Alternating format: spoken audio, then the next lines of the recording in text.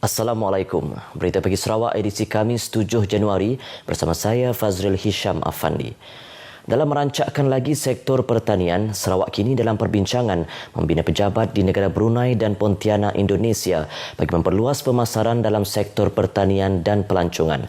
Menurut Menteri Muda Pemodenan Pertanian Tanah Adat dan Pembangunan Wilayah Sarawak, Datuk Dr. Abdul Rahman Ismail menjelaskan bangunan tersebut akan dibuat sama seperti yang terdapat di Singapura.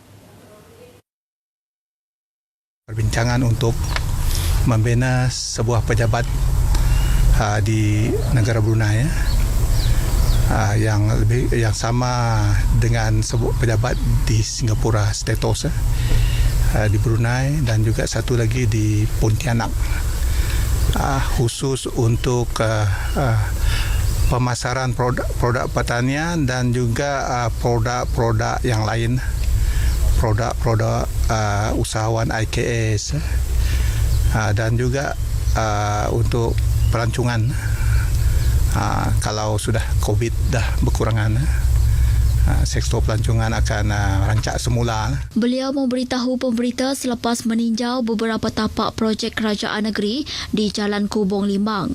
Dalam pada itu, Datuk Dr. Ismail berharap semua projek yang sedang dalam pembinaan dapat siap mengikut perancangan.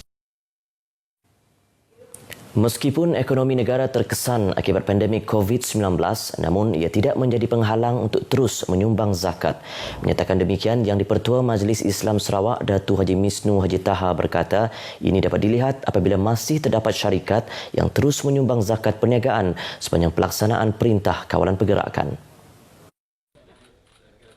Jelas Datuk Haji Misnu Haji Taha, keadaan ekonomi ketika ini tidak memberi kesan kepada syarikat-syarikat korporat untuk menambah sumbangan zakat mengikut kadar yang mampu. Sementara itu, Pengurus Besar Tabung Baitul Mal Sarawak, Datuk Abang Muhammad Shibli Abang Muhammad Naili berkata, sumbangan zakat perniagaan dijangka meningkat 5% tahun ini. Beliau mendedahkan tahun lepas sumbangan zakat perniagaan adalah kira-kira 45 juta ringgit. Jumlah itu adalah 40% daripada jumlah keseluruhan zakat iaitu 110 juta ringgit. Terdahulu diadakan majlis penyerahan perniagaan melibatkan dua syarikat iaitu Petronesa Sdn Bhd bernilai RM45,500, manakala Sanjung Etika Sdn Bhd menyumbang RM22,046. Majlis yang diadakan di Wisma Bapa Malaysia Kuching itu turut disaksikan oleh Ketua Menteri Datuk Patinggi Abang Johari Tunong Peng. Operasi mencari dan menyelamat SAR Samsudin Beden, 59 tahun, memasuki hari ke-5 hari ini akan diteruskan di kawasan baru berdasarkan penemuan petanda semalam. Menurut Ketua Zon 1 Jabatan Bomba dan Penyelamat Negeri Yusri Basri, pasukan SAR semalam telah menjumpai botol air milik mangsa dan satu jaket keselamatan yang belum disahkan. Kita akan fokus di bahagian ni. Bahagian pantai, pesisir pantai, menghala sampai ke teluk apa ni? Belian. Teluk Belian. Kita cuba mengharap esok berjaya jumpa. Sebab petunjuk menyatakan pada hari ini ada petunjuk dinyatakan ada terjumpa botol tong air. Tong air dengan botol minum. Tambahnya, SAR kali ini melibatkan anggota pasukan gerakan am bersenjata bagi tujuan keselamatan kerana kawasan carian mempunyai beberapa lubuk buaya. Beliau ditemui pemberita selepas menangguhkan SAR hari keempat yang melibatkan 108 anggota daripada pelbagai agensi, termasuk orang awam yang berpusat di jeti Jabatan Laut di Santubong. Samsudin Bidin dilaporkan hilang di kawasan Kuala Salak, Santubong pada Ahad lalu selepas bot dipandunya dijumpai dalam radius 5 km carian, termasuk beberapa barang lain yang dipercayai daripada bot dipandu beliau. Jumlah kes positif COVID-19 di Sarawak meningkat kepada 1,166 kes apabila 5 kes baru dicatatkan semalam. 5 kes baru itu melibatkan 2 kes masing-masing dari daerah Kuching dan Miri, manakala 1 kes di Sibu. Jawatankuasa Pengurusan Bencana Negeri JPBN dalam kenyataan memaklumkan bahawa kes di daerah Kuching merupakan saringan individu yang mempunyai kontak kepada kes positif dan kes import C. Manakala 2 kes di daerah Miri melibatkan kes import B. 1 kes positif di daerah Sibu pula melibatkan saringan individu yang balik dari kawasan berisiko tinggi jangkitan COVID-19 iaitu kes import B. Dalam pada itu, 3 kluster di negeri ini dilaporkan masih aktif. Sementara itu, 2 kes baharu dilaporkan telah pulih dan dibenarkan discharge dari hospital, manakala seramai 64 orang masih menerima rawatan di hospital. Semalam turut dilaporkan seramai 42 pesakit dalam siasatan PUI yang baru dan 7 kes PUI masih menunggu keputusan ujian mahkamah. Daerah Kuching, Miri, Sibu, Bintulu, Meradong, Bukit Mabong dan Lawas kekal berstatus kuning, manakala 33 buah daerah lain berstatus hijau. Penduduk khasnya di wilayah utara Sarawak berharap dengan kemasukan vaksin COVID-19 ke negeri ini akan dapat terus mengekang penularan COVID-19. Hanya dengan itu, pergerakan orang awam adalah lebih luas dan tidak lagi terhad lebih-lebih lagi dalam menjalankan aktiviti harian. Beberapa masyarakat di Limbang dan Lawas yang ditemui pemerintah menyambut baik kemasukan vaksin ke negeri ini. Saya berharap COVID-19 boleh berhenti dengan ada vaksin di tahun depan. Dan harap bisnes boleh jalan dengan biasalah dan dengan baik. Dan kita also tak payah pakai mask lagi. Saya bersetujulah untuk menerima vaksin untuk membebaskan kita daripada COVID-19 supaya kita tidak mengikut SOP lagi. Kita bebas. Lebih selamatlah warga negara Malaysia. Selain itu, sebagai kami sebagai penduduk di Lawas ni pun boleh keluar dari Lawas lah. Contohnya ke KK atau ke Miri. Boleh mengunjungi saudara mara di Brunei juga. Penyediaan program vaksin secara percuma kepada seluruh rakyat Sarawak merupakan keprihatinan kerajaan dalam menjaga keselamatan dan kesejahteraan rakyatnya. 160 penghuni daripada 21 keluarga di Rumah Panjang Pangeng Kabang di Kabung menarik nafas lega setelah projek pendawaian semula elektrik di rumah panjang mereka siap sepenuhnya pada November lepas. Projek berkenaan dilaksana di bawah program transformasi luar bandar RTP Dewan Undangan Negeri Dun Kabung melibatkan kos RM150,000.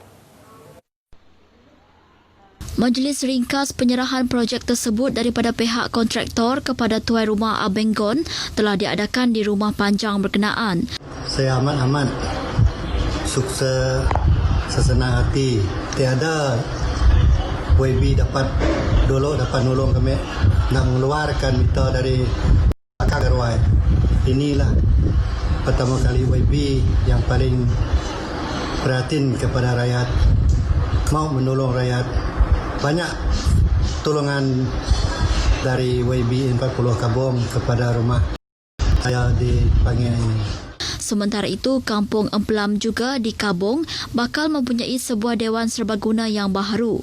Projek tersebut juga merupakan projek RTP Dun Kabung dan pembinaannya melibatkan perbelanjaan berjumlah RM300,000.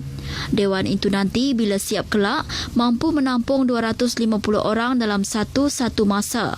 Penyerahan projek daripada pihak JKR kepada kontraktor telah diadakan di Kampung Emplam. Projek itu akan bermula dalam masa terdekat dan dijangka siap pada Julai tahun ini. Majlis Tahlil bagi mangsa tragedi Feri Triso 1 Januari lalu telah diadakan di Surau Darul Islam, Kampung Bandung di Sibu semalam. Ia diadakan hasil kerjasama Pusat Khidmat Dewan Undangan Negeri Nangka, Kampung Bandung Baring dan Kampung Nangka Bandung Abang Baring. Ketua Kaum Kampung Bandung Baring, Fatimah Narawi berkata, sumbangan kepada keluarga arwah turut diadakan selain bacaan Yasin. Untuk menziarahi waris yang ada bersama kami pada pagi ini untuk memberi sedekah sumbangan dari mana-mana pihak. Sementara itu, waris keluarga mangsa yang hadir menzahirkan rasa syukur dan terharu atas sumbangan orang ramai yang membantu dan meringankan beban keluarga mereka. Rasa terharu berjualah. Terima kasih sebab sudi mula majlis untuk pakai keluarga abang kami. Tuhan dia dapat membalas jasa baik yang kita orang beri dan pertolongan, sumbangan semualah bagi keluarga abang kami. Ujarnya kedua-dua anak arwah tabah menghadapi dugaan yang telah berlaku. Sebab ya kami padah nya yang ngajar kami orang, nya yang mucuk kami orang, sebab nya sidaknya anggap untuk perpisahan sementara aja bah. Bukan berpisah yang si akan jumpa lagi.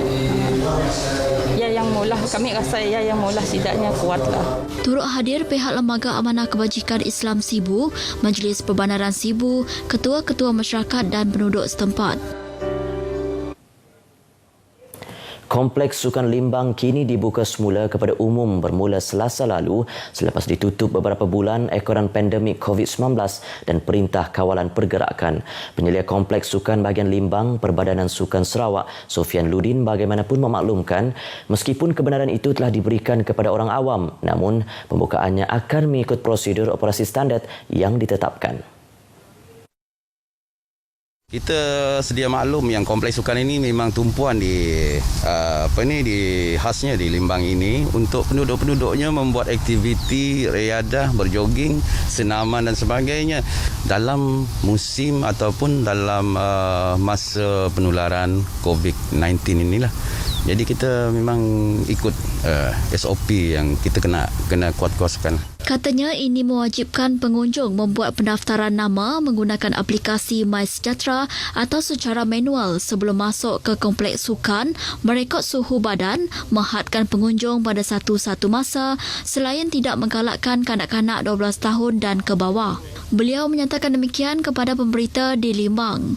Sementara itu, penduduk Limbang menyambut baik pembukaan semula kompleks sukan itu. Ini satu berita yang baik kepada penduduk Limbang, terutamanya kepada yang suka datang beriadah di trek kompleks sukan inilah. Inilah yang kami tunggu-tunggu, para joggers. Saya mengalulukan mereka datang sebelum ini sebelum dibuka gelanggang ni kami berpindah ke Taman Tasik. Cuma kalau sebelah petang kami akan berpindah sama ada di airport lama ataupun di Tasik itu saja. Kompleks sukan dibuka setiap hari sekitar 6 pagi hingga 6 petang untuk umum. Paparan itu tadi mengakhiri Berita Pagi Sarawak edisi 7 Januari. Sentiasa amalkan penjarakan fizikal di kawasan umum dan elak berkunjung ke tempat sempit dan sesak. Bersama kita hentikan penularan COVID-19 sehingga berjumpa lagi. Assalamualaikum.